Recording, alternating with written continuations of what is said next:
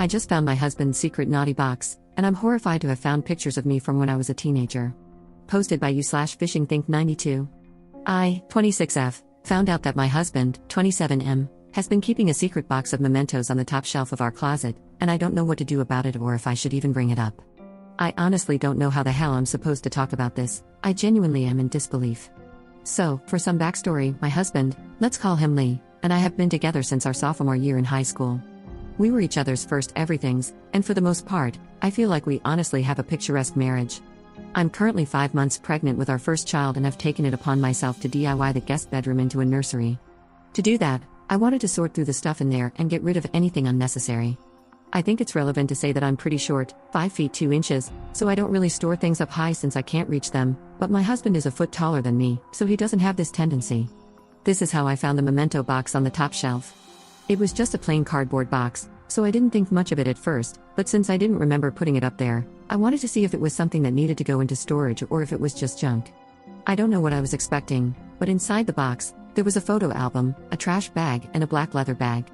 The album just had my name plus Lee's written on the cover, so I thought it'd be something sweet, because Lee has a tendency to gift me sentimental things, but no.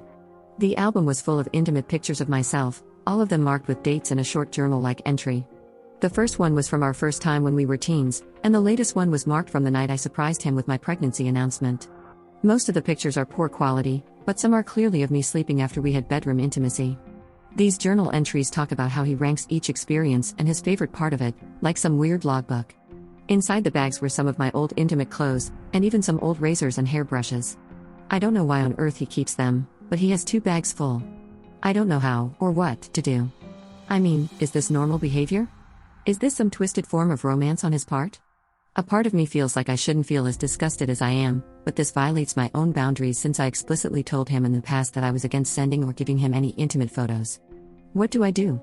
I love my husband, but I'm not sure how to confront him about this. Update 5 months later. So I'm not sure if anyone cares, but while I didn't reply to any of the comments, I did end up talking with my husband about this just a few days ago.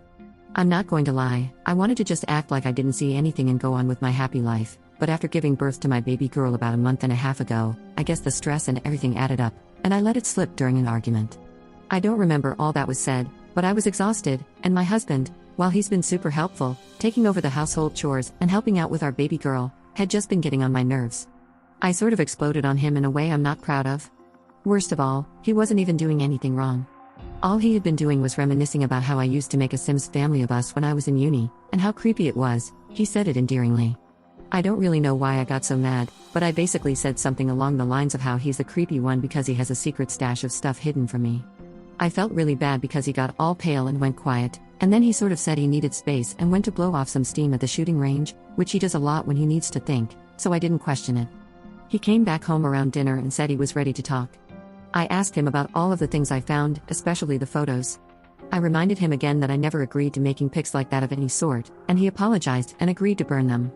Apparently, our history goes back further than even I knew, as he recounted that we actually met before high school.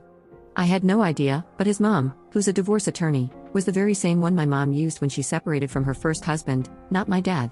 I called my mom afterward to confirm, and she told me it was true, but she and my mother-in-law never told me because my mom's divorce was messy and she hates talking about it. Anyway, back to the first meeting. My mother-in-law often had Lee hang out around her office after school, and it was during one of these days that my mom had to take me with her to speak with my mother-in-law in person. Lee was actually the boy I played with in the waiting room. I can't believe he remembered that, because I totally forgot it. So, according to him, that first meeting was the day he knew I was special. Lee told me that while he had tried to pass it off as a crush, it never really went away as he got older. This led him to look into his mom's case files. In my state, attorneys have to keep them for 7 years, and he found my mom on Facebook, then my dad and her friends list, and managed to find my first and last name in order to find my Instagram. He convinced his parents to let him transfer from his private K-12 school to my public high school, using the excuse that they had a better athletics program, which isn't actually far-fetched since my high school was one of the best in the state for that, once he found out where I was going, thanks to my dumb self putting it in my bio. I thought that our meeting was a sheer coincidence and that we fell in love naturally, a classic sort of high school sweetheart story. But no, Lee had orchestrated it all. I took my daughter with me to stay with my mom and stepdad, while Lee agreed to stay home and let me think. I spoke to my mom, as well as my mother-in-law and father-in-law. Lee's parents are not happy with him, In all honesty, and my mother-in-law is especially mad because of client confidentiality. My mom gave me some good advice. She suggested I reflect on whether Lee had displayed any other red flag behaviors. I can honestly say that no, he hadn't, but since I know I'm biased, I asked my friends and those close to me if they noticed anything. So far, everything else about Lee seems to check out. I've never felt endangered by him, even when I told him I needed some distance for a few days. I want to make this marriage work, but is this something that therapy can fix? Up in the comments. Hi, this is really late for a reply, and I'm sorry about that. I wasn't ready to acknowledge it for a long time.